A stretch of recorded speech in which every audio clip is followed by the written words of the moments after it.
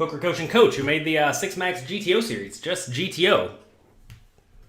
Won a big tournament on ACR yesterday for about $50,000, so congrats to him. Oh, I made 2 day 2s.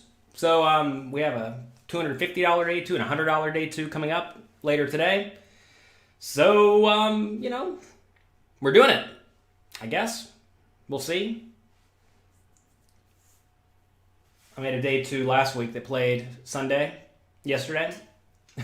We were near the money. First hand of the day, I raised ace-queen on the button off my 25 big blind stack. The big blind ripped it in for my 25 big blind stack. Obviously, I called the ace-queen. He had the 8-2 offsuit, and he beat me. I was like, oh, I'm glad I waited a week for this tournament where I had, whatever it was, $4,000 in equity right in the dumpster. That was a lot of fun. Took 12th place in a tournament that had about 3,500 people yesterday. That almost pays the bills, not quite. So that's that. What are my thoughts on online versus live poker? They're different games to some extent, but they're actually the same game. Just realize you're playing range versus range. Figure out what your opponents are doing, and then adjust accordingly. You will just know way less what your opponents are doing online, which forces you to play good, fundamentally sound poker, which is why you see these strong GTO players crushing online poker, whereas in live poker, the exploitative players still have a very, very good chance. I made day 2 in both of the $1 million tournaments. That's correct. We'll see. We'll see how it goes. I actually screwed up because I made day 2 of the $100 one twice. I did not. So whenever I'm playing online, I just load up like every $50 buy-in game and higher. And inevitably what happens is sometimes you'll end up signing up for the same day 2 or for the same day 1. So I made day 2 of the $100 one 2 times. And that's not good because it means you squandered one of those entries. Obviously, you just shouldn't have played the second one, right? Speak slowly. I'm going to speak as I speak. Sorry. Today is the Poker Coaching Homework Challenge. That is accurate. That starts at 10 a.m. in 55 minutes. We're going to be going through a pretty cool spot. I'll read it to you right now. We're playing a $1,000 tournament with 40 big blind effective stacks. Everyone folds to the hijack, a good player who raises to 2 big blinds. You're in the cutoff. What is your strategy? Tell me what you do with your entire range. This is what we're doing at pokercoaching.com in just about an hour. All right, suppose we call, we see the flop heads up. Flop comes queen, 7, 6, 2 hearts, and the opponent checks. What's our strategy? Which hands are you checking? Which hands are you betting? Suppose we bet 2.5 big blinds, and the opponent check raises to 10 big blinds. What do we do? Suppose we call. Turn is a 10 of spades, and the opponent jams all in for pot. Which hands do we call? Which hands do we fold? Bonus question. When the opponent jams, what are some key hands the opponent needs to be bluffing with for you to decide to not overfold this spot? That's the homework question for today. We'll be going through that in just a second. If you don't have access to pokercoaching.com, you're missing out. You can get it right now at a very low price. Check it out at pokercoaching.com/Cinco de Mayo. That sale ends in 17 hours. So you better hurry up and get in on that. Do I personally have a warm-up routine? No, I don't have a warm-up routine because I know how to play poker very well at this point in life. And poker for me is not strenuous, difficult, something I have to get hyped up for, something I have to think too hard about, etc. So I just hop in and start playing. I made a video the other day where I recorded my entire online session. You all said you wanted me to play online, so I recorded my entire session. It was like 15 hours long. We had a second place and a third place in that session, so that was cool. It was my first time using Hold'em Manager 3, so I was trying to figure that out. It was a mess. I just like loaded up all the tables and just went. And that's how it goes. If you have any questions about the Cinco de Mayo sale, go to pokercoaching.com/Cinco de Mayo. That will tell you all the things we have offered there because it's not just one thing. I know a lot of you are stuck at home with time on your hands, and I want to make sure you do not squander your time. Do you have any problems cashing out? I haven't had the problem of having to cash out yet. The nice thing about keeping almost no money online is that you don't actually cash out for quite a while. When will that video be available? I don't know. Eventually. I actually don't know if it's going to be the greatest video ever, but poker coaching coach Faraz Jaka said he did the same thing and it ended up being pretty good, and he just cut out the dead time, so that was pretty cool. Is it possible to get access to insert any course as a standalone? No, all of our courses are now part of pokercoaching.com. So if you want access to pokercoaching.com and all of those courses, now is the time to do it where you can get a big discount. Jamie says, you really think the new heads-up display course, along with the other study, has helped you a ton? You got to win in 180 person and a few final tables. Congrats. All right, so today, we're going to be discussing letting your opponents have the chance to make mistakes.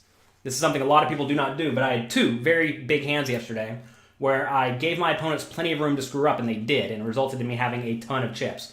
Oh, someone asked how many chips do I have in these tournaments. Unfortunately, I only have like 25 big blinds in both of them. I was like top 50 chip stack in the $200 tournament for a long time, but then I made a straight against a runner flush. Luckily, my opponent did not check raise me all in on the river because I would have paid. So that was cool. Snoop says, you won a tournament earlier today. Goodness gracious, everyone's winning all the money. Again, if anyone has any questions about the sale or upgrading or downgrading or canceling or renewing subscription, extending subscription, etc., send us email to support@pokercoaching.com and we will help you out. You raise the 3 big blinds from the cutoff with king, queen of diamonds. You get 3 bets and 9 big blinds. You call. Flop comes 9-6-3. He checks. You shove. Depends on how many chips you have. You didn't list very relevant information. If you don't list relevant information, then you can't answer the question. Chris says, should you sign up for Poker Coaching Standard or Premium? Listen, if you are not going to spend a whole lot of time working on your game, you really don't need a whole lot of resources, right? Because if you're going to spend like an hour a week, you probably don't need to get Premium. But if you're actually going to try to become a very, very strong player and you're going to work very, very hard to become the best you could possibly be, then you probably do want to get Premium. So it really depends on how much time and effort you know that you have to devote to getting good at poker. Okay, so let's talk about giving your opponents a chance to make mistakes. First things first, small bets are very, very good. A lot of people think they're supposed to be betting giant with their best hands because they don't want to get outdrawn and they want to build a pot. The thing is, though, is when you're playing poker tournaments, especially, you really want to make a point to get full value from your hands compared to like pricing out your opponent or compared to trying to build the pot, because you don't need to build the pot if the pot's already going to be big enough compared to your stack. The times you want to be betting on the bigger side is usually when you're deep stacked and when your hand is very susceptible to being outdrawn, but usually that's not going to be the case. Most hands are actually quite strong, and if they are susceptible to being outdrawn, the hands that can outdraw you make up only a tiny portion of your opponent's range. So you don't really need to worry about that. I had a hand yesterday.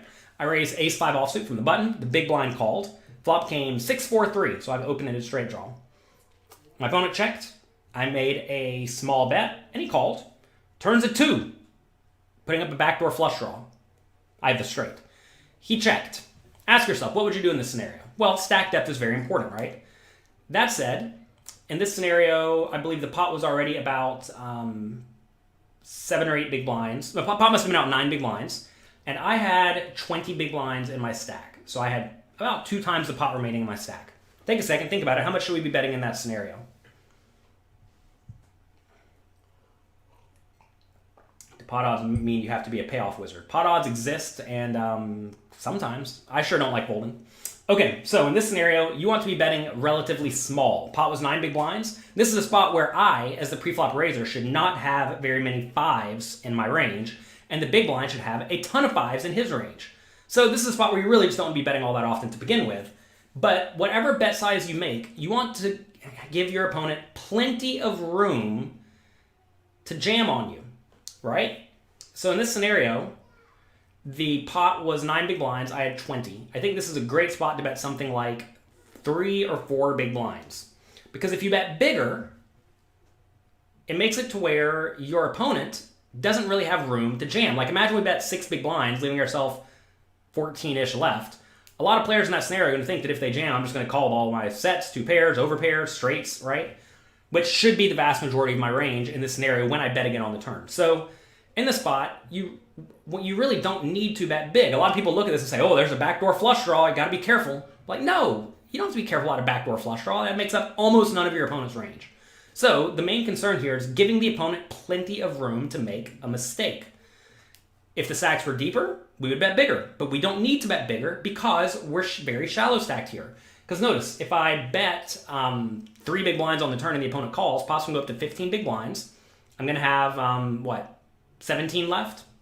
Slightly bigger than pot, probably not ideal, which is why I bet 4, right? This way you want to ask yourself, which size makes the most sense? If I bet 4 and the opponent calls, pot's going to go up to 17.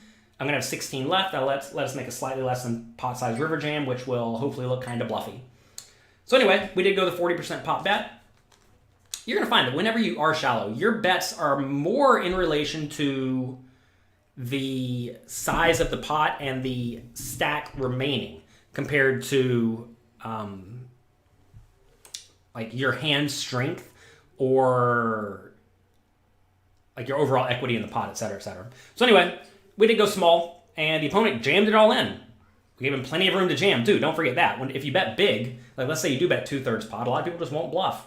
They'll only jam with value hands. So we did jam it. Opponent did. What am I saying?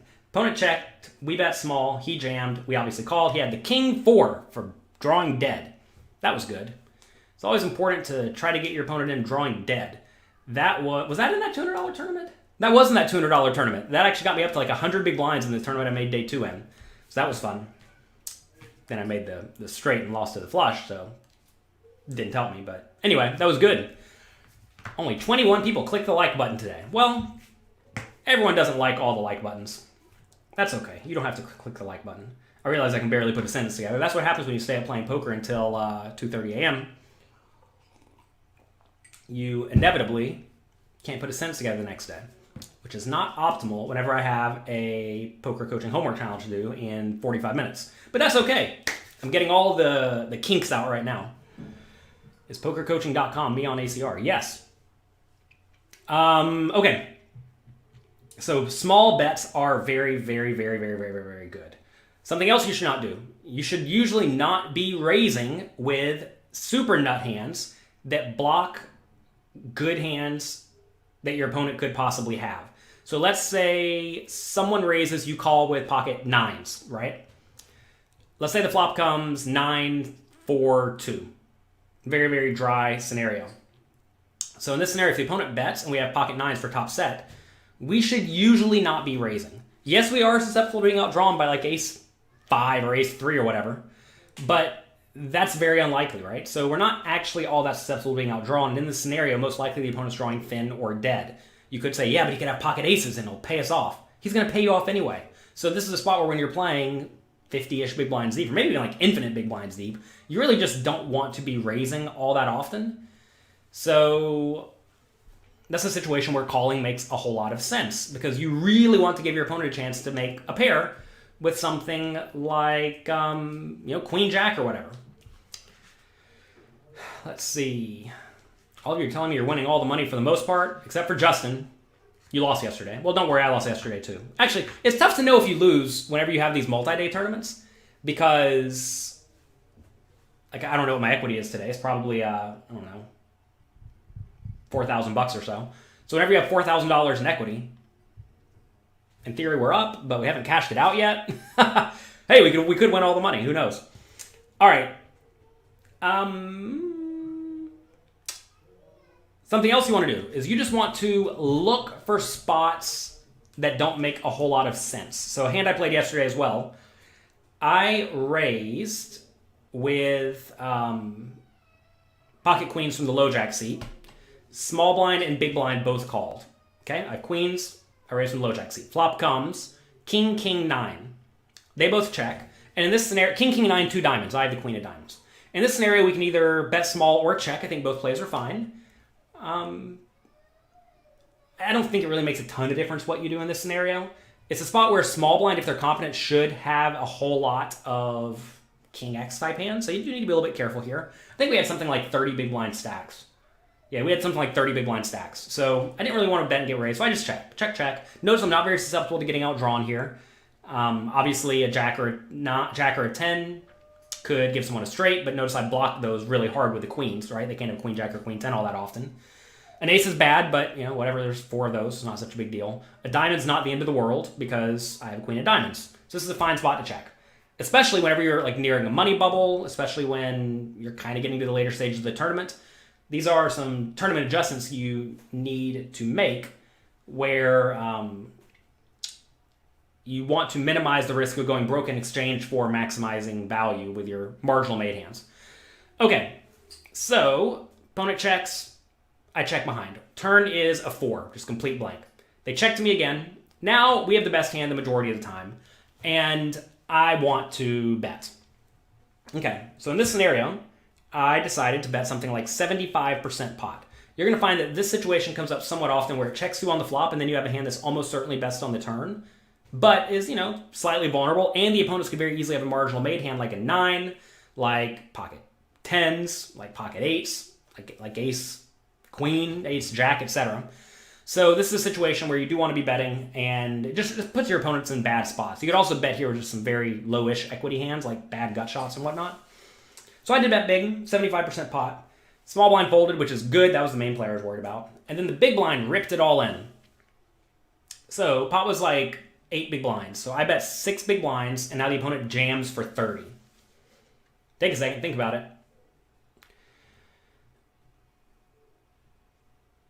Kevin, I'm not sure what you're referring to.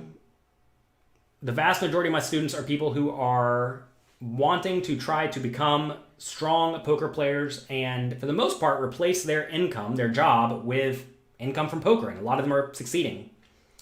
Didn't just GTO win the warm-up yesterday. He did. Won himself $50,000. Started very early, ended very late.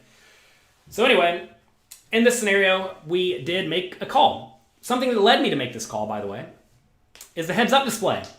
I have found that I have significantly better results on sites where there's a heads-up display because, well, it turns out having more information is good for the good players. And this guy who I was against had pretty loose, splashy stats. If our opponent in this scenario had very tight passive stats, I would fold because tight passive players usually aren't jamming on king, king, 9, 3 with various draws. So that's a situation where it's very, very easy for you to fold against a tight player, but against the loose players, you should be way more inclined to call. So we called, he had ace-queen offsuit. I was like, what? What? It made literally no sense. And he didn't beat me.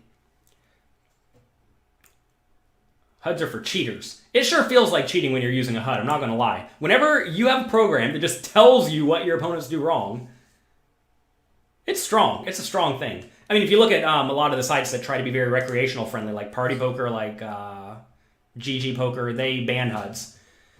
So GG does the thing interesting where they give you a heads up display, but it's really bad and really like short-term results oriented. Like they'll tell you how your opponent did in their last 5 tournaments. Like that's any real indicator of their skill level. And I'm sure there are people out there just like looking at it. Like whenever people play Baccarat, they keep track of what came out of the deck for the last 5 deals, and or like you see people playing roulette where it came 5 reds, so now it must come black next time, or must come red next time. It's tough. It's tough to say like what is fair, but to be fair, it's important to realize as long as something is within the rules of a poker site, it is not cheating and it's perfectly legal. Many sites have said that there are some programs that are not allowed, and that's fine. Sites are allowed to make up their own rules. Turns out though, the more information you give to the better players, the bigger an edge they're going to have. And so if poker sites want to mitigate the edge of the pros, which means that you're not going to be able to become a pro either. You're going to win way less money. Don't forget that. If poker sites want to mitigate the amount that people can win and make everyone's win rates get closer to break even, allowing them to just rake more money, well, you want to do everything you can to decrease edges. Which means make the tournaments turbo. That's how PokerStars goes about doing this. They make the games very turbo-y, and they also increase rake. Party Poker, they get rid of heads-up displays. Kind of accomplishes the same thing, but in a manner that feels way better, because you may not necessarily see the edge going away. But anyway, turns out, whenever you let good players use heads-up displays, they will do better. There's no heads-up display in live poker, so why is it cool in online poker? Well, you use your brain and you pay attention, right? The neat thing about heads-up displays is it allows you to play way more tables, which is why I'm sure PokerStars lets you use the heads-up displays. because they essentially allow the pros to play many, many, many more tables. Not that this really matters. This is way off topic. If you're playing on a site that allows you to heads-up display, you should use a heads-up display. I mean, I have my heads-up display stats available for you. Just email support@pokercoaching.com. It's nothing fancy. Just, whatever. You can just send us an email. We'll send it to you. It's not anything advanced. And it will definitely allow you to make way, way, way better decisions. We have a whole series coming out right now on various poker programs you can use at pokercoaching.com. Check out pokercoaching.com/Cinco de Mayo. Alex Fitzgerald knows all about all the programs, and he is in the process of making a long course on all that, so make sure you check that out. But yeah, if something is within the rules, you should do it. Just like before you play your poker session, maybe you have yourself a cup of coffee. Is that against the rules? No. Turns out it's not. Turns out playing more than one table at a time is not against the rules. Funny enough, playing more than one table at a time actually decreases your edge. So while everyone out there complaining about people playing lots of tables and being good players, realize that you actually hurt yourself by playing more tables. Yes, ACR currently allows heads-up displays. PokerStars allows heads-up displays. Bovada allows heads-up displays, etc., etc., etc., etc., etc. What time does the sale end today? Go to pokercoaching.com/Cinco de Mayo to see. 17 hours. A lot of things you can just look up yourself. Please look up things yourself. The Push Fold app is down. Yes, the Push Fold app is down. It is available in the Android store now. So if you have an Android device, you can get it. Also, it should be available in the iTunes store very, very soon. Turns out, getting a new app up in the iTunes store has been a big pain in my rumpus. All right. The first coach who tells the truth about multi-tabling. I kind of doubt that's the case. I mean, all this is pretty common knowledge, right? If you're playing lots of tables, you sure better use a heads-up display or play really, really, really good GTO poker. The problem is that when you play GTO poker, you actually won't have a huge edge. You'll have an edge, but you won't have a huge edge, which is why people are still winning on the sites that don't allow heads-up displays. They're just not winning at a very high win rate. You think Poker Coaching Premium is the best training site out there? That's a tough question. It's either this or Run It Once, if I had to guess. Run It Once has a lot of content, but it's not very focused. I think we do a better job of giving very clear, focused advice. I think if you are trying to get good at poker and you have time to devote to going through and studying and practicing, I think that we have the best site. Run It Once has a lot of the... Well, to be fair, we do too now. Run It Once, for the longest time, had a lot of the best players in the world making content. And they would do it in kind of like sporadic ways, like just hand reviews or them reviewing videos. Like, I like that kind of thing. I like seeing the best players in the world playing poker, right? And I don't necessarily need guided courses, right? But I realize the guided courses are what the vast majority of people need, and that is what we offer that basically no other site does, especially in a very interactive way. Poker Coaching Premium is definitely the best and most interactive. Yeah. I mean, look, I'm very hard on myself, right? I've subscribed to basically every poker training site because, I mean, that's part of my job. And it's either us or Run It Once. I mean, that's my honest opinion about it. And I can look at the other sites and say that that's probably the case. There are downfalls to lots of sites, right? Like Upswing's just generally very, very basic. Masterclass is very, very basic, right? Raise Your Edge is probably like too high level and too difficult to understand because they just try to be like super, super, super GTO. I don't know what else is there. There's a bunch of other sites. Go check them out. Whatever. Find people you like to learn from. Find people you can learn from and study from those people, and you will learn a lot. If you like me, learn from me. If you don't like me, don't learn from me. Learn from somebody else. Do whatever makes sense for you. All right. Let's see. Today we're discussing giving your opponents a chance to mess up. You all get me off topic. You want to do everything you can to induce your opponents to mess up at some point in time. And usually that's when your opponents are very loose and aggressive or when they have a good reason to be very loose and aggressive, right? So if you know your opponent should be overly loose and aggressive, let's say because you're on a money bubble and they have a bigger stack, you want to do everything you can to induce them to make an error. Now, sometimes that'll cost you, but Cost you meaning sometimes that will result in you losing a pot because maybe they do something dumb. Like yesterday when I raised the ace-queen on the bubble, the guy jammed the 8-2 offsuit and I called and I lost. You know, it cost me money, but I made tons of equity, right? So that's a situation where you can use specific bet sizes to induce bluffs. And against most loose aggressive players, you're going to find that just using small bets will induce your opponents to make errors, especially on the turn in the river. If you want to get raised on the river, make something like a 1/4 pot bet on the river against someone who has very loose aggressive stats. Again, going back to leaning on the heads up display. When I say loose aggressive stats, if you're playing against players and you're paying attention and you know they're playing lots of hands, well, those are people you want to be betting very small against and giving them every opportunity to do something absurd. Alternatively, you can induce folds from the tighter players or the weaker players. You want to be using bets that make your opponents feel as if they are at risk. And if they are at risk, then they're usually going to start to become kind of tight. So bigger bet sizes are very, very strong against the weaker players. Some of you are commenting about the prices of various courses. I mean, look, people are allowed to charge whatever they want for whatever course they are selling. Just realize that I think the right way to go about selling content is to make it generally affordable. And the reason for that is because information wants to get out there. And if you actually do care about helping lots of people, because everybody out there doesn't have, $2,000 for a training course, like what a lot of sites try to charge you, or, $800 a month or whatever some of these people are trying to charge. It's very, very expensive for some poker training courses. And to be fair, that is still probably a value. You may say $800 a month. There's someone out there who has a training site where it's very, very hands-on, right? But it's $800 a month. And I'm not a member of that one. I don't know anything about that one really, but I'm sure it's good. And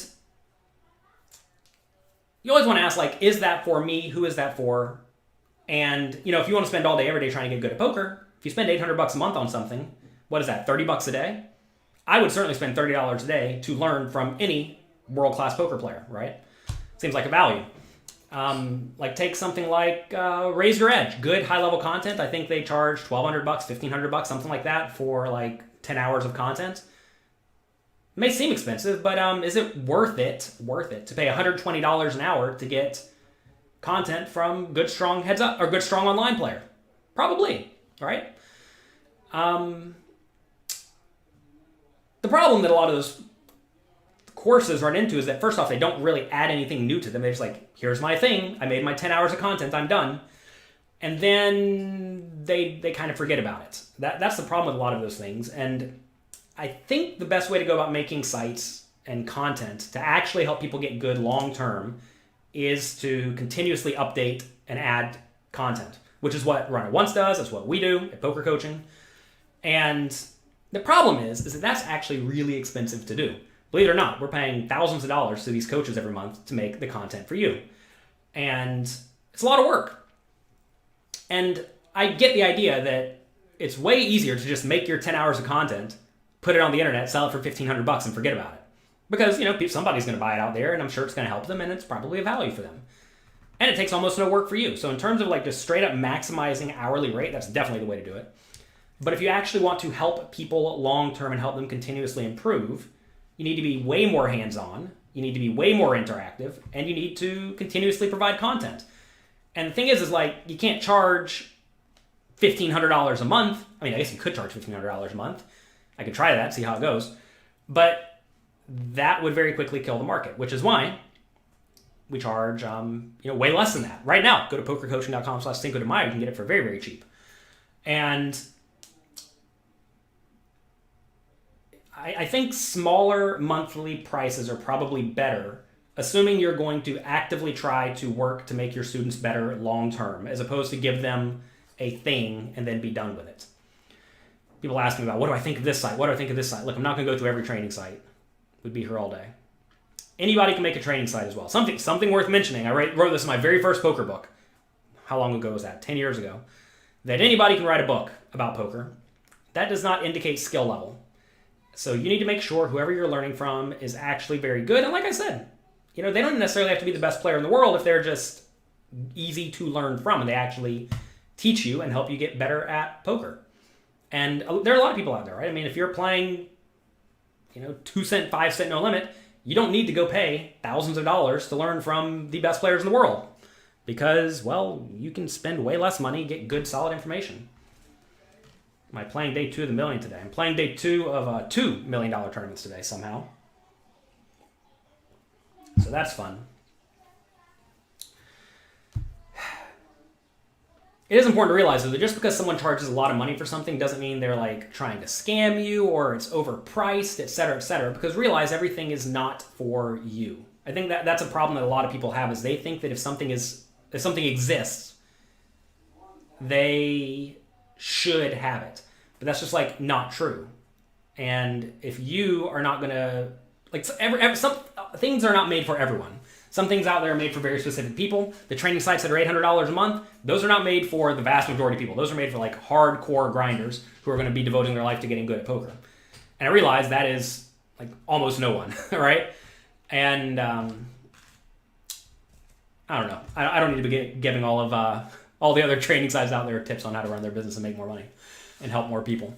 They can figure that out themselves. You think I have the best coaching site and the best price? Well, we do our best. You used to pay $250 an hour for private coaching and you didn't even learn that much. I mean, look, private coaching is definitely the way to go if you can afford it, but like you said, it is expensive to get good private coaching. Okay, so yeah, give your opponents chances to mess up. The way you don't give your opponents a chance to mess up is usually to just like make them, like essentially you have to ask, what is the logical way my opponent is going to screw up here? For example, let's say someone raises and you have pocket aces and you just rip it all in. Right? So say they make it 2 big blinds, you shove for 40. You have aces. It's a profitable play. They could mess up badly. They could call it off with the ace-3 offsuit. But are they going to call it off with the ace-3 offsuit? No, they're not, right? That's not the mistake they're likely to make. So, ripping it all in with the aces is a very, very bad idea. Instead, you should probably be 3-betting small, right? Because then, every once in a while, you are going to get them to rip it all in with the ace-3 offsuit, or get them to call with the ace-3 offsuit and flop a gut shot and check raise you all in on the flop, or flop a bottom pair or top pair, who knows, right? So you're going to find that you want to make sure that just because you are doing a profitable play, ripping it all in with aces is profitable, you're going to make money doing it. That doesn't necessarily mean it is the most profitable play. And the thing is that, like, how far down the line do you go? Obviously, you shouldn't be jamming too many things for 40 big blinds, but you're going to find that what a lot of people do wrong is, let's say someone raises, someone calls, you call the big blind, and it comes giving you a straight or a low flush or something like that. If it goes bet, fold, and it gets around to you, some people just shove it all in for lots of chips because they really don't want to get outdrawn when their hand is vulnerable. But in reality, what's going to happen is your opponent's just going to call with a very few nut hands that you're going to stack anyway, and you get them to fold all of their garbage. And you really want to keep them in with the garbage because those are all the hands that are drawing thin to dead. You always call off ace-queen suited versus 100 big blind 3-bet. And it's always queens are better. Yeah, you probably shouldn't be getting all your money in for 100 big blinds with ace-queen suited. How realistic is 8 big blinds for 100 at 25 no limit? It's realistic, I think. I mean, it's high. That sounds high, but it's realistic. Let's see.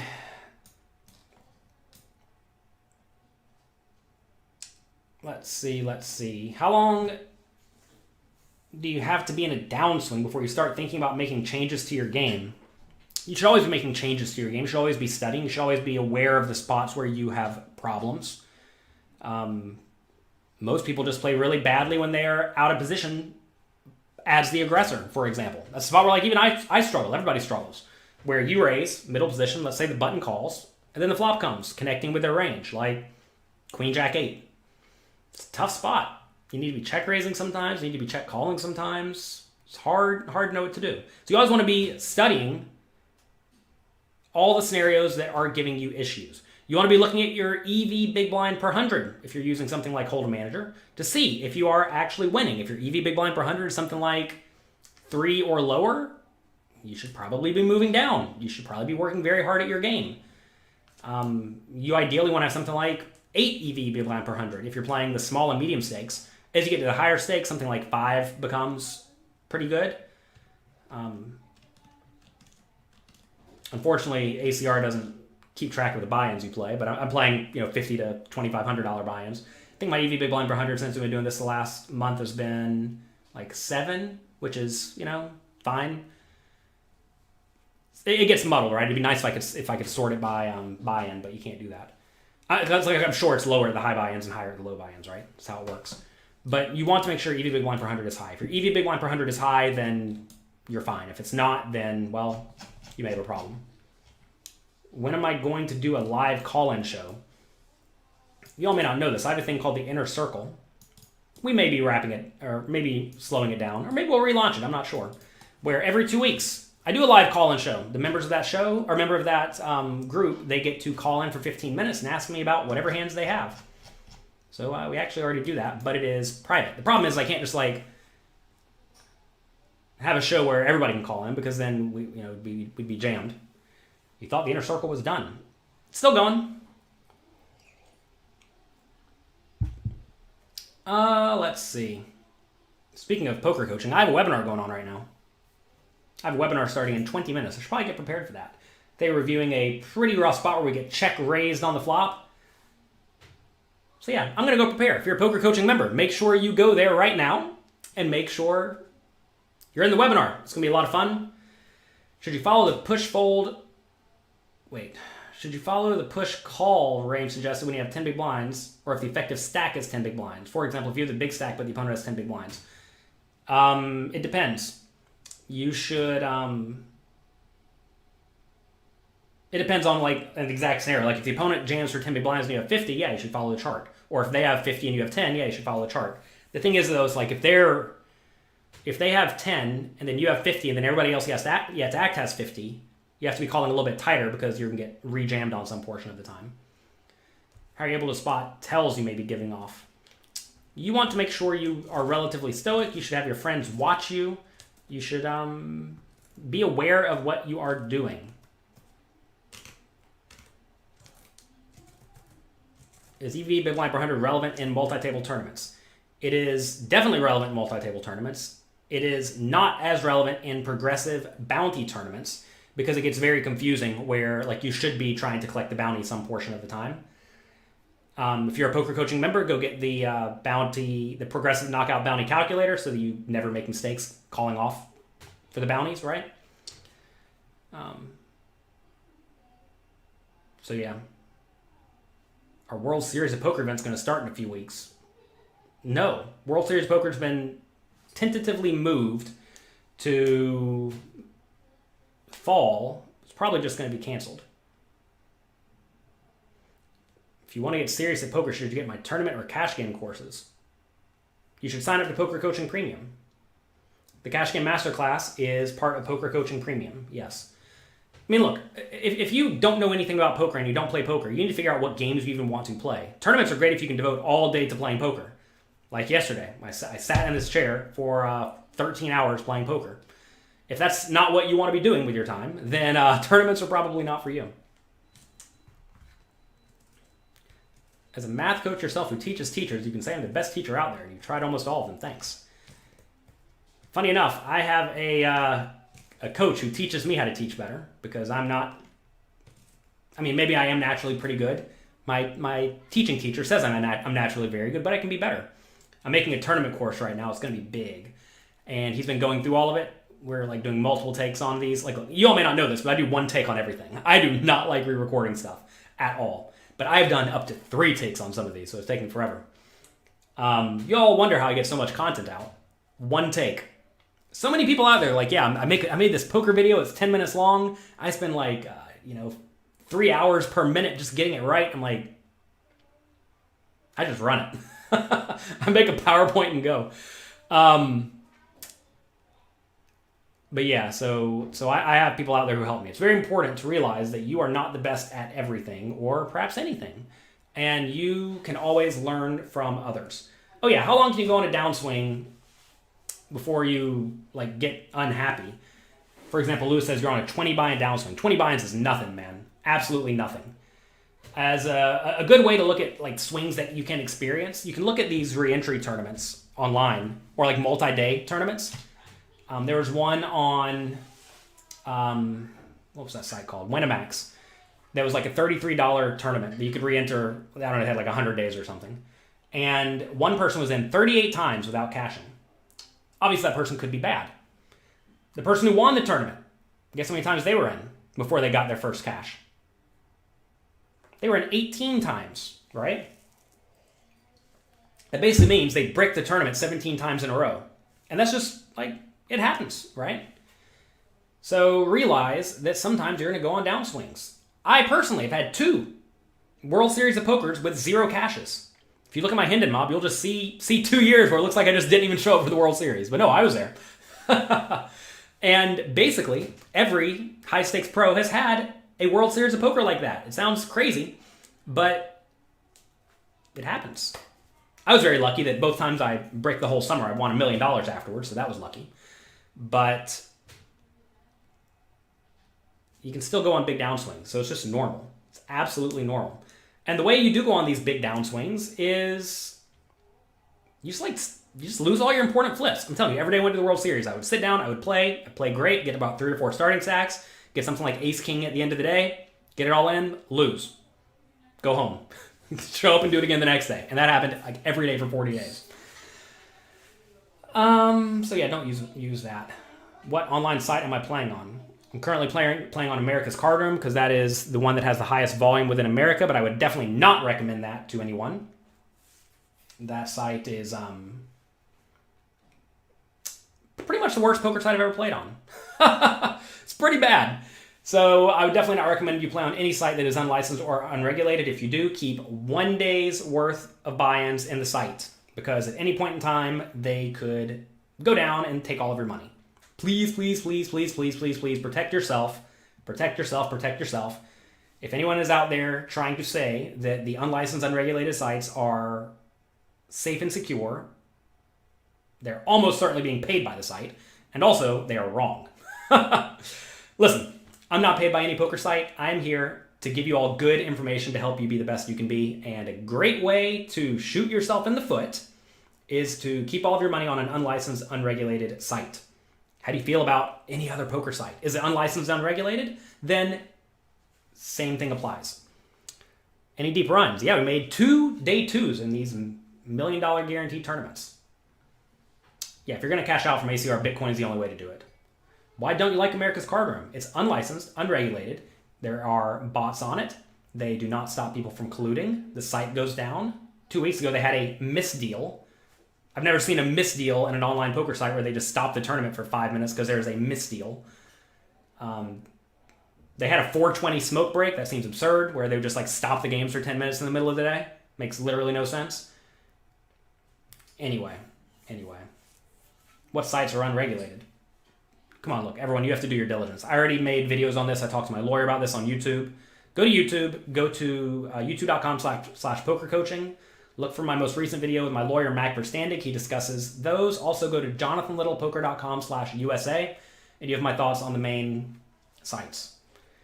Lots of people don't like the sites, or don't like the truth, but when you're playing on unlicensed, unregulated sites, bad things happen. Remember, history repeats itself.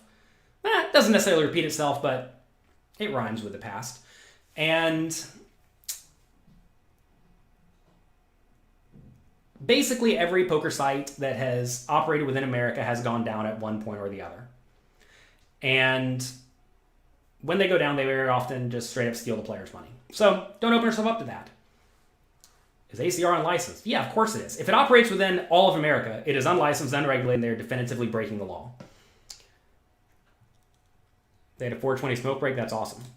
420 is symbolic among weed smokers. Yes, I'm aware.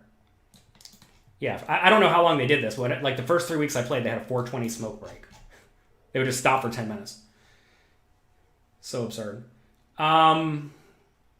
So yeah, that's going to be it for today. We have a poker coaching webinar starting now. If you're a poker coaching member, go over there, click on homework. You'll hop right in it. Enjoy yourselves. Have fun. Have a great, great day. Make the most of your experiences. Right now, what's wrong with 420?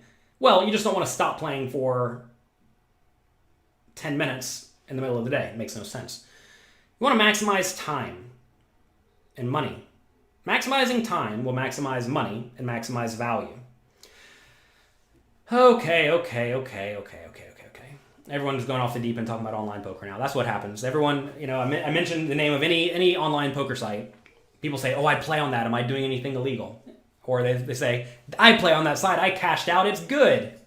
Realize, just because you cashed out from a site does not mean that they are going to continue cashing out in the future. So many people send emails. I've played on this site. I've cashed out 2 times. I've won on there. It must be good, right? No, it must not be good. All right. I don't know how to say goodbye today. I just want to keep talking to all of you. Have a great day. Enjoy yourselves. I'll see all the poker coaching members in 10 minutes. Oh yeah. If you want to become a poker coaching member in the next 10 minutes, oh my goodness, what's happening here? Go to pokercoaching.com/single